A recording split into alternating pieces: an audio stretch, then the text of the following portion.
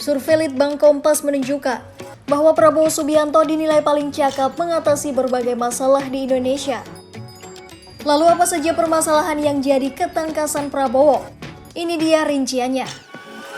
Dalam urusan penegakan hukum, Prabowo ternyata dinilai jauh lebih cakap ketimbang dua baca pres lainnya yakni Ganjar Pranowo dan Anies Baswedan.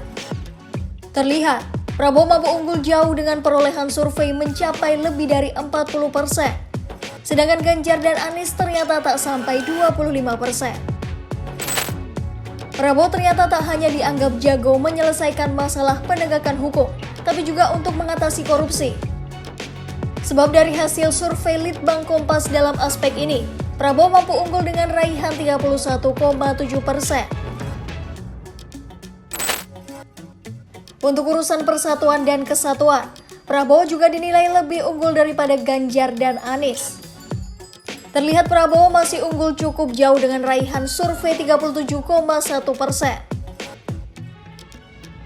Gak hanya di masalah hukum ya, di bidang stabilitas politik, Prabowo juga masih unggul dibandingkan baca pres lainnya. Terlihat dalam hasil survei ini, Prabowo ternyata mampu meraih persentase mencapai 34,3%. Nah, menanggapi hasil ini, peneliti Litbang Kompas Yohan Wahyu bilang, keyakinan publik terhadap kemampuan Prabowo dalam 4 aspek itu tak lepas dari sosoknya yang selama ini dikenal sebagai representasi militer.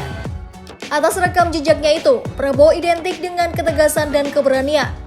Survei Litbang Kompas ini dilakukan dengan tatap muka pada 27 Juli hingga 7 Agustus 2023 dan melibatkan 1.364 responden di 38 provinsi yang tersebar di 331 desa atau kelurahan di Indonesia dengan margin of error kurang lebih 2,65%. Survei ini juga sepenuhnya dibiayai oleh Harian Kompas.